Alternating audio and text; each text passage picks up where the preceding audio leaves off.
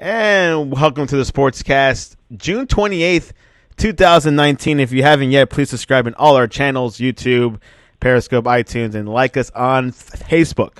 If you're in iTunes, please leave a rating and a review. It will help us out tremendously. And, of course, visit us on thesportscast.net for the latest. The NBA free agency begins on Sunday at 6 p.m. Eastern. Many rumors, many deals in the works, but who will stand out? Of course, only history will tell. To join us to talk to us a little bit about this free agency this year is our very own Caillou Borden. Caillou, welcome to the Sportscast. Thank you. Appreciate it, as always. Of course, Caillou, rumors throughout the week. NBA is on the forefront. If you're not watching baseball, NBA is on the forefront. We've seen a lot of things going on. Of course, the Lakers were the first big news to stand out. Free agency is on Sunday. What are you expecting? I'm expecting a lot to get done. I'm expecting a lot of wild free agency. Obviously, you're hearing Kyrie and Kevin Durant in Brooklyn. The Lakers are able to clear cap to get $32 million. I think Klay Thompson stays. You got the whole Jimmy Butler element. Is he going to stay in Philadelphia? You got maybe even some lesser news, DeMarcus Cousins potentially with the Knicks. You got the New York Knicks might strike out. What will Kawhi Leonard do? What's Kyrie going to do? I think it's going to be very interesting next 48 hours, the next week. Got a lot of minds changing. I think it's going to be a very interesting 48 hours to the next week. Let's start with the Lakers. The Lakers are clearing up space for a potential max contract style star. The Associated Press says that the Lakers will send Moritz Wagner, Isaac Bonga, Jermario Jones, and a future second-round pick to the Washington Wizards as part of the deal that will bring Davis to Los Angeles. The Wizards will send cash to the New Orleans Pelicans, in the deal, said the person who spoke to the AP. What do you think about these moves? I think it obviously signals that the Lakers are obviously trying to clear cap. They used to have $23 million in cap. Now they have $32 million in cap. We heard Stephen A. in the morning talking about Kawhi Leonard could be a potential target for the Lakers. This gives them flexibility to get Kyrie. This also allows them for Kemba. But I think also if they don't get those free agents and if they don't get Kawhi, this allows them to get the Danny Greens, the Brogdons of the world. So I think that this is good for the Lakers in both ways. Obviously, if they want to chase that third star, they can get that third star if it's available to them, or they can build out the roster. So I think this works for the Lakers. It gives them an extra $9 million so that they can build on a roster or add that third star if they wish. Now, for you personally, give us your top three choices for that third max contract star. It would be Kawhi Leonard, Kyrie, and then Jimmy Butler. Jimmy Butler I think Klay stays. Klay stays in Golden State, which I believe he will be talking with the Clippers. I believe he has a meeting with them. Yeah, he does. He has a meeting with both LA teams. But I think that that's probably just a courtesy meeting. I think he'll give some credence to them. But I think that ultimately Klay stays. I think the Warriors offer him the max, considering that they lost Kevin Durant and Achilles, and Klay has been so underappreciated. Everybody knows about his defense, but when you think about the Warriors, you think about Steph and you think about, KD. So I think that the Warriors offer him the max, and he stays. Let's go back to Kawhi Leonard, antisocial Kawhi Leonard. He has one meeting with the Raptors, and of course, it's their last pitch. He's taking a meeting with the Knicks as well, and also with the Clippers. And I'm not sure about Brooklyn, but what do you think he'll go?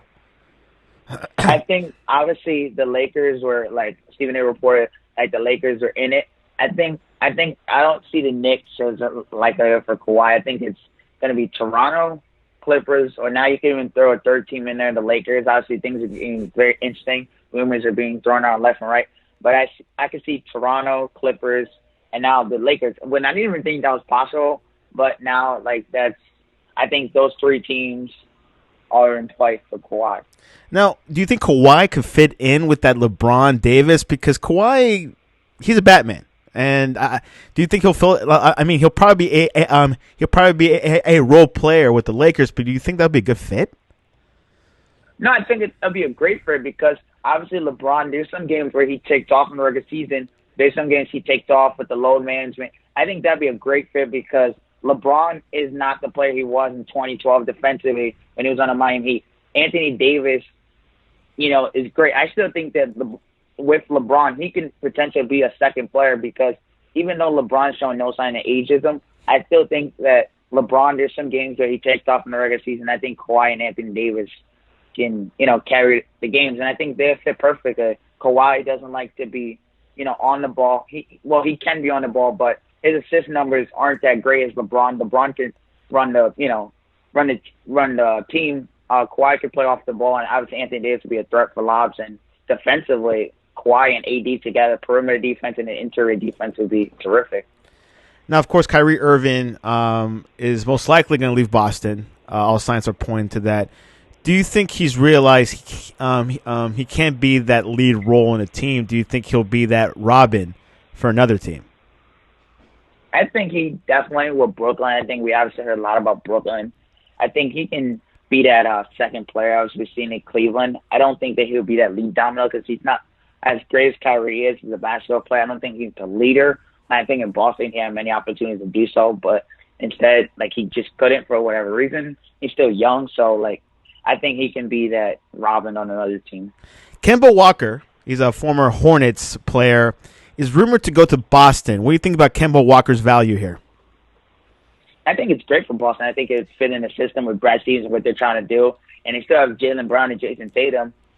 So I think it could potentially be good. And obviously with Kyrie, on the way out, we assume, all signs are pointing to that. I think that could be great for the system. I think it gives Kyrie a fresh start somewhere else. I think it gives Kemba a system, probably a direction, a team that's going to make the playoffs because in the Hornets, he never made the playoffs in his career, never shot higher than 44% from the floor. So I think it give him a new direction, re-energize him. With Jason Tatum and Jaylen Brown, I think that's a nice building block, a nice coach, Danny Ainge, good management. I think that could be a potentially a fresh start for him, and they can make a run in the playoffs, maybe win a round or two. Of course, Al Horford leaving Boston. Where do you think it'll be a fit? I haven't heard any rumors him going to the Lakers. Yeah, I haven't really heard any rumors on Al Horford, but I think that there's going to be a lot of teams that pursue him. Obviously, I heard he's going to have his meetings in Atlanta, so I think it could be a lot of teams that are going to pursue him. I think the Kings, the Sixers. I heard maybe even the Mavericks pursue him. But I'm not really sure what Al Horford's market's going to be like because we got to let the top dominoes fall, and then after that we could see maybe what Al Horford is playing. Yeah, Al Horford is an interesting character. He's 33 years old. He's probably towards the end of his prime. Big factor with the Celtics. I think he could bring a lot of value to a team that needs a big man, of course. But yeah, back to Boston. I think bringing in Kemba Walker is a huge situation. And to be honest, I think I've heard a rumor of him going to the Knicks. Yeah, I think the Knicks obviously are, hoping against hope that they can potentially land some of these guys. But increasing by the day, the Knicks look like, first started with Zion, them not winning a lottery. And ever since, RJ Barrett's a nice player, but obviously they were hope they had Zion. And ever since then, everything's been pointing for bad against the Knicks. So they're just hoping against hope that things could possibly change between now and Sunday and the rest of the week. So hopefully the Knicks get some good news on that front. Yeah, a lot of rumors. I mean, the Knicks are in every rumor right now. I mean, even Kawhi's in the rumor, and of course, Kyrie, and then of course Kevin Durant. This week, Iggy made some noise. Of all people, went on the Breakfast Club and also went on CNBC, and he did mention that KD and Clay will not be going to the Knicks, or anyone from the Warriors is going to the Knicks. Do you believe in that rumor? I mean, what he said? I don't think so because I think that was obviously a situation where he was standing up for his teammate. He's not going to say if they were going to the Knicks. He's not going to say what team they would go to. He's obviously going to support his teammate and hope they would come back and rehab from injury. So I didn't really make too much into it. The most thing I made into about the interview is about how the Warriors medical staff handled Kevin Durant's injury, because I'm not a doctor, but when Kevin Durant got hurt the first time, I thought it was a torn Achilles. Reggie Miller said it was a torn Achilles. So I obviously assumed it was a torn Achilles. I did some WebMD stuff, looking at the medical stuff. And I thought it was a torn Achilles, so I think that situation could have been handled better for the Warriors. Yeah, correct. Iggy even said last year that everyone was reporting that he had a bruised leg, but he had a fractured leg. And that's a little bit more of a serious note. And, of course, they were pushing him to play. And it was kind of a similar situation with KD. True. Of course, Iggy will be staying with the Warriors. There was rumors of him retiring because he's 35, but I believe he's coming back. Yeah, I believe so, too. I think he's coming back. I think Sean Livingston is the one that likely to retire with Iguodala having a year left on his contract. So, of course, KD pulling out and becoming a free agent. There's no rumors of where he's going. Obviously, signs point to New York. His agent is in New York. Actually, I've been hearing. What percentage you think he's going to go to the Brooklyn Nets, and what percentage you think he's going to the Knicks? I think the Knicks by the day chances are getting smaller. So I go Golden State. I go Brooklyn. I go with Kevin Durant. So Brooklyn, I go around. I would say 45% Brooklyn. 40% Golden State. That leaves me at 85 and 15% Knicks. Wow, that's a really small figure for the Knicks. It feels like it'll be just R.J. Barrett there for just R.J. Barrett for now. And Kevin Knox, and they're gonna have to find a way to just build around the young core they have. I know free agency sounds great for like the big market teams, the Lakers, Celtics, Knicks, but sometimes you're just gonna have to do the Sixers route. I heard a lot of people talk about they might have to just go the Sixers route and build from R.J. Barrett, Kevin Knox, Mitchell Robinson. They might have to go that route. They might be forced to because, this free agency dream sounds nice for them, but they might have to think small and really develop and grow from within. Another rumor that was swirling yesterday, DeMarcus Cousins to the Knicks. How do you believe in this rumor? I think Stephen A. brought it up. I think the Knicks, this is better than what they have, to be honest with you. But I don't think they should go to DeMarcus, obviously coming off the Achilles and off the quad. I don't really see how it fits their team. I don't see what direction it brings them in. Are they trying to make the playoffs? Are they trying to rebuild? Bring him in for leadership. I don't think it's great around their young guys. They got a young core in Kevin Knox and R.J. Barrett. I don't see how that fits in their going forward in their plans. So I don't really like the fit for the New York Knicks. Yeah, he is. If he comes back to the Warriors can only offer him $6.8 million for next season. Of course, if he can earn more if he went anywhere else. Of course, the Knicks have a huge salary cap right now, so that's something that they could play with as well. Butler, another big figure in the talks. It doesn't seem like every day closer to the free agency that he will not be staying with Philly. Might be joining Houston with a 3-team trade, which could potentially send P.J. Tucker to Philadelphia. What do you think about this move? I think I may be in a minority, but I think Jim Butler should stay in Philadelphia. Philadelphia is a city that really loves him. They embrace him.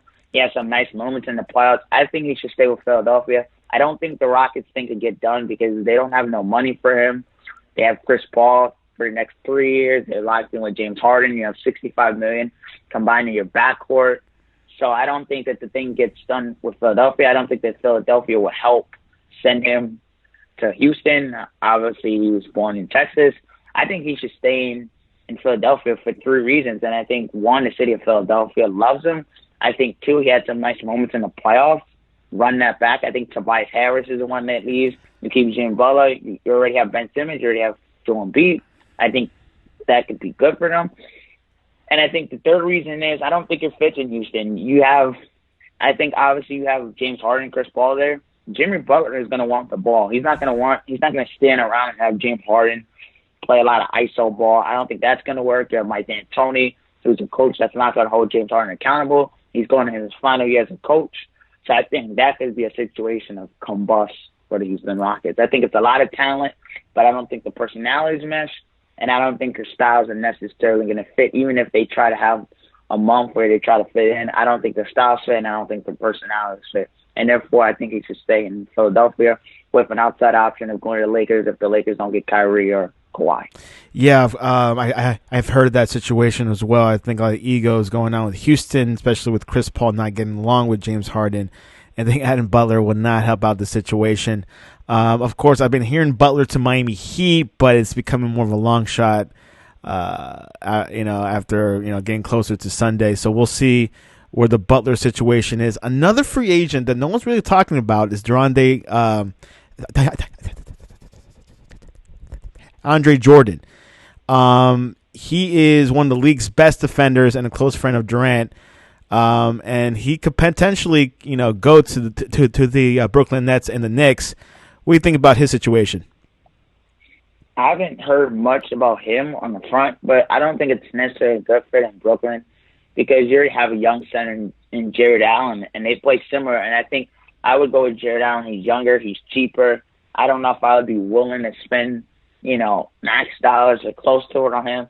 I don't know. I think that, obviously he can run the floor. I don't know what team he's going to go to, but I think he should, if he's going to go to a team, he should go to a playoff team that's going to help him that, has, pick and roll there. So I think he should go where they have a nice point guard, someone that can throw him the alley hoops. He can still defend at a decent level. He can still defend at a decent level. So I think he should go where there's a point guard there, there's structure, and to a playoff team if winning matters to him. If he wants to take the money, you can see him go to a mid-level team. Another player that's been not like in the radars, Chris Middleton, might leave Milwaukee. If he does stay with Milwaukee, the Bucks will have to pay a luxury tax bill. What do you think his future will lie? I think he should stay in Milwaukee. He's another one that I think he should stay in Milwaukee. He's a low-maintenance guy. I think him and Giannis really work well together. I think they should bring Borden back. They made it to the Eastern Conference Finals. They lost 4 straight to the Raptors, the eventual champions. But I think they should run that back. That's a nice team. Coach Budenholzer won Coach of the Year. Giannis won the MVP. He really had a breakout year. I think, you lost in 6 in the Eastern Conference Finals. Chris Middleton is clearly your second option. That's a situation when you have a good coach, you have a good general manager in John Horst, you have good ownership. I think Chris Middleton should come back. They should run the team back next year. They were very close. They lost to Kawhi Leonard and the eventual champions. I think they should run that back, bring Brodman back, try to bring Lopez back. I don't know if they're going to be able to bring Mirotic back because they're Milwaukee in a situation with the cap, but they should try to run that back. They were really close to going to the finals, so I think he should stay in Milwaukee. Another, yes, which you were talking about really briefly, Brook Lopez. You think he'll stay in Milwaukee? I think he can get a lot of money elsewhere, but I think he can get a lot of money elsewhere. So we'll see if he wants to stay in Eastern Conference or he wants to go to the West or whatever team. But I think a 7-footer that went from not shooting the 3 at all, I think Brook Lopez is sneaking under the radar. For them, if they're able to keep him, he obviously helped Giannis and, help the spacing. I think Brook Lopez, after we see the top guys fall, I think that second, third tier, Brook Lopez is going to be highly covered. He can shoot the 3. He can stretch the floor. He's not a lane clogger. He can defend. He had a good moment last year against the Raptors.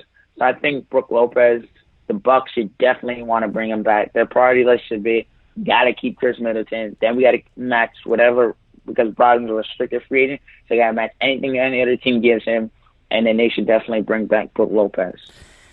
Should the Lakers get Trevor Ariza to have a good role player right there? I think if the Lakers don't get the third star, they don't get Kyrie, they don't get Kemba, or they don't get Kawhi, I definitely think that Trevor Ariza won a championship with us, so I'm obviously very familiar with Trevor Ariza. He can still defend. He helped the Rockets the year before last year. The year before this past season. So I think Trevor Ariza is a nice player. Obviously, we're very familiar with him. He's a 3-and-D, can still shoot. He had a bad game, against the Warriors last year. But I still think that Trevor Ariza on the bench could be solid for us. He can contribute. He can, score 7, 8 points. He can defend. So I think that could potentially be a great role player, bench player for the Lakers if they don't get that third star and they fill out the roster with a bunch of role players and players that can defend and shoot. Yeah, it's going to be an interesting situation. Of course, it feels like free agency is everyone's eyeing the Lakers, and they're becoming more of a Western Conference standout, maybe a league standout. to potentially win a championship, of course. Okay, we're gonna. What I'm gonna do is I'm gonna name some players, and you guys say your final prediction where they're going, where they'll be going or staying. Okay. Okay. Let's start with Kawhi Leonard. Where is he gonna play next season? I think he's gonna go to the Clippers. Wow, Clippers. Okay. Which, by the way, without a star, they won 40 games last year. True. Kevin Durant. Where is he gonna play next year, or where he'll be at? Because he won't be playing probably much, but Brooklyn. He's going to Brooklyn. Interesting. Jimmy Butler. Philadelphia. Kemba Walker. Reading the tea leaves, lock on Celtics. That's a good spot for him. I think it's perfect. You can't beat it. Kyrie Irving. Definitely Brooklyn. Chris Middleton. Milwaukee. D'Angelo Russell. If Kyrie goes to Brooklyn, I think D'Angelo Russell could potentially be reuniting with the Lakers. That's what I was thinking. I would think Lakers is probably eyeing Russell if Irving signs with Brooklyn. Yes. That's something to definitely look at. I really think, I don't know, it feels like there'll be a wild card somewhere. I don't know. It feels like wherever, will all these decisions be made on Sunday night, or do you think it'll take some days?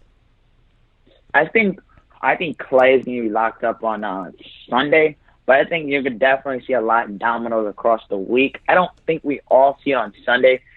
It's going to be obviously jam-packed on Sunday, but I think we see the deals filtered throughout the week because I know Kawhi said he has been meeting with the Clippers on July 2nd. So I see from there we get deals done into the late week. I don't think a lot of deals are going to stretch out, after after the second week of July, because I think people want to get it done. People want to go on vacation. Right. The media members want to go on vacation.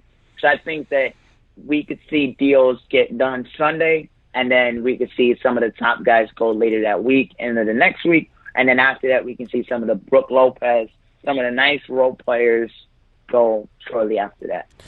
Yes. Follow us on the Sportscast Sunday night, 6 p.m. Free agency begins. We'll be eyeing all the scores, of course, and we'll see what happens. I'm really excited about this year's NBA free agency. A lot of things going on, a lot of potential. We'll see New York and LA getting, potentially maybe a New York LA NBA Finals next year. That would be great, honestly.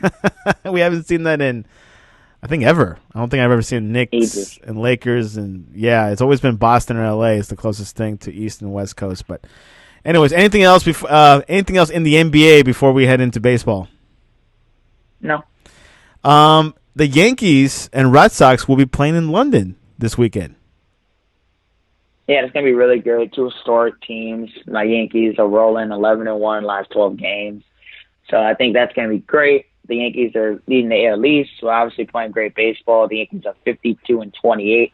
So the Yankees are obviously playing great baseball right now, and just the opportunity to go to London. We got DJ LeMahieu representing us in the All-Star game as a starter, Darius Sanchez. So I think this opportunity is going to be great. It's a 2-game set. One game's on Fox, one game's on ESPN. So for the Yankees, it's just about keeping the winning going. It's not really anything bad to talk about with the Yankees. It's just keep the winning going, keep the positive vibes going. 29 straight games with a homer. Good pitching. Tanaka's pitching on Saturday. So I just think it's just keep the winning going. The Yankees, of course, are in top of their game, and we'll see what happens in London. First time, I think, a game. No, it's not the first time. Yeah, it's probably the first time held in England. I do know they've played in over there in Korea and Japan, and maybe in Mexico. They might have had a game there too. But Yankees are 58 wins, 28 losses. They're top in the AL East. The Rays are right behind them, and then in the National League, it's just the Braves, Cubs, and Dodgers leading in their respective divisions. So, it's gonna be really exciting. Women's World Cup today, quarterfinals, USA versus France. Really exciting game. This is the game that everyone's been eyeing on. Some say whoever wins this game will win the World Cup. What are your thoughts about this match?